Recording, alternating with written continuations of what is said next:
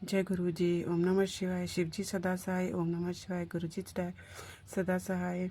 मैं छठा अध्याय शुरू कर रही हूँ। जय गुरु जी। जय गुरु जी। इसमें विष्णु जी की रचना की है, वो मैं आपको सुनाने जा रही हूँ आज। सुनिए। जय गुरु जी। वह जो सदा शिव हैं, उन्हें परम पुरुष ईश्वर शिव, शंभु और महेश्वर कहते हैं। वह अपने मस्तक पर आकाश गंगों को धारण करते हैं। उनके उनके बाल दस में चंद्रमा सोता सब चंद्रमा शोभा चंद्रमा शोभा पाते हैं। उनके 5 मुख हैं और प्रत्येक मुख में 3-3 नेत्र हैं। उनका चित्र सदा प्रसन्न रहता है। वह 10 भुजाओं से युक्त और नियोजित त्रिशूलधारी हैं। उनके श्रीअंगों की प्रभा कपूर के समान श्वेत गौर है। वह अपने सारे अंगों में भस्म रमाए रहते हैं। उन काल रूपी ब्रह्मा ने एक ही समय शक्ति के नाथ शिवलोक नामक क्षेत्र का निर्माण किया था। उस उत्तम क्षेत्र को ही काशी कहते हैं। वह परम निर्वाण, यह मोक्ष का स्थान है जो सबके ऊपर विराजमान है।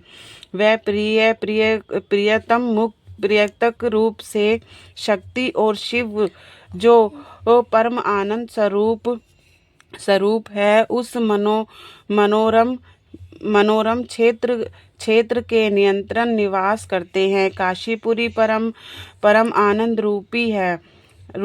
मुने शिव और शिवा ने प्रलय काल में भी कभी उस क्षेत्र को अपने सांनिध्य से युक्त नहीं किया है। इसलिए विधान स्वरूप से अभिमुक्त क्षेत्र के नाम से भी जानते हैं। वह क्षेत्र आनंद का हेतु है। इसलिए ये पिनाकधारी शिव ने पहले उनका नाम आनंद वन रखा था। उसके बाद वह अभिमुक्त के नाम से प्रसिद्ध हुआ।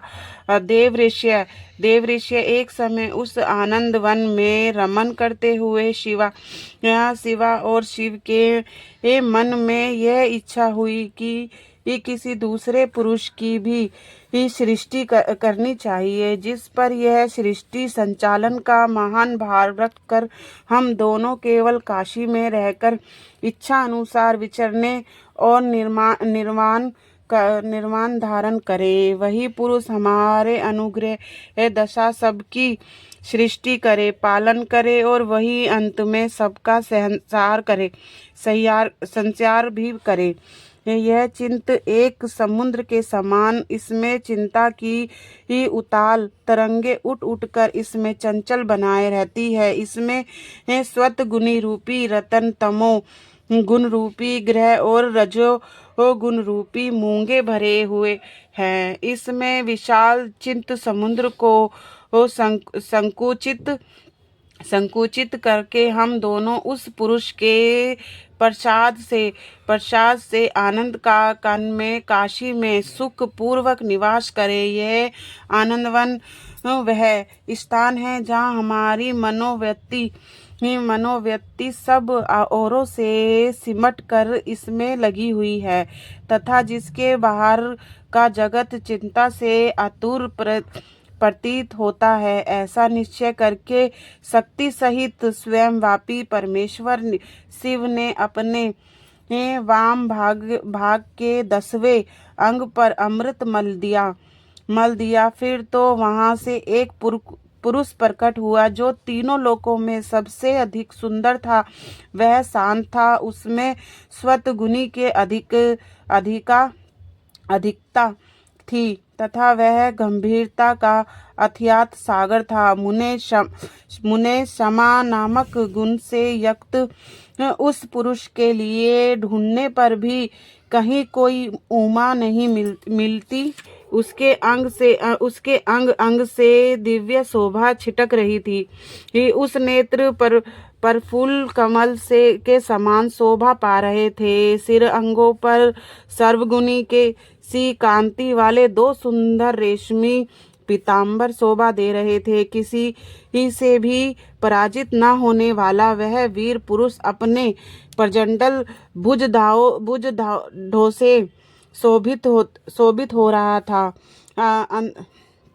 तदंतर उस पुरुष ने परमेश्वर शिव को प्रणाम करके कहा, स्वामी मेरे नाम की निश्चित कीजिए और काम बताइए। उस पुरुष की यह बात सुनकर महेश्वर भगवान शंकर हंसते हुए मेघ के समान गंभीर वाणी में उससे बोले।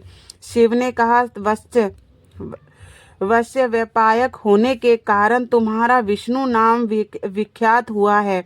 इसके सिवा और भी बहुत से नाम होंगे जो भक्तों को सुख देने वाले होंगे।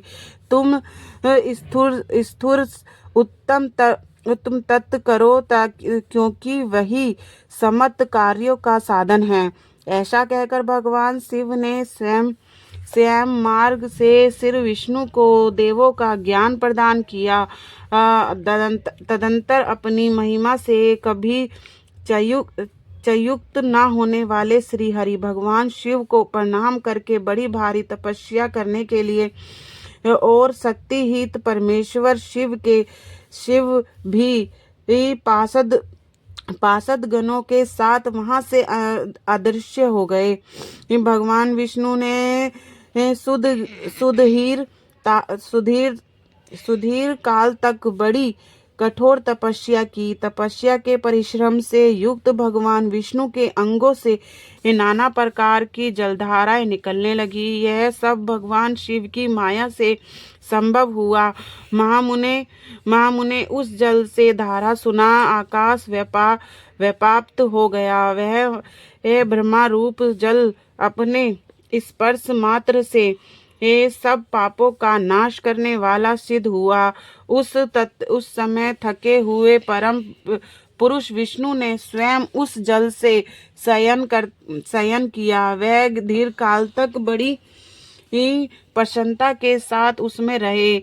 नार अर्थात जल में शयन करने के कारण ही उनका नारायण यह श्रुति समत नाम प्रसिद्ध हुआ। उस समय उन परम पुरुष नारायण के सिवा दूसरी कोई प्रकाट वस्तु नहीं थी। उसके बाद ही उन महात्मा नारायण देव से यथा समय तभी तत्व प्रकट हुए। ये महातव ने विदन में उन तत्वों की उपत्ति का प्रकार बता रहा हूँ। सुनो, प्रकृति से तत्व प्रकट हुआ और तत्व से ही तीनों गुण, इन गुणों के 10वें इन गुणों के भेद से ही त्रिविध अहंकारी उपत्ति हुई। अहंकार से 5 तंत्रताएं हुई और उन तंत्राओं से 5 भूत प्रकट हुए। उसी समय ज्ञानेंद्रियों और कमन इंद्रियों का भी प्रादुर्भाव हुआ। मुनि श्रेष्ठ, इस प्रकार मैंने तुम्हें तत्वों की संख्या बताई है। इसमें से पुरुषों को छोड़कर शेष सारे तत्व प्रकृति से प्रकट हुए हैं। इसलिए सब के सब जड़ से हैं। तत्वों की संख्या 24 है। उस समय एकाकार हुए 24 तत्वों को ग्रहण करके वह परम पुरुष नारायण भगवान शिव की इच्छा से ब्रह्मा रूप जल में सो गए। जय गुरु जी।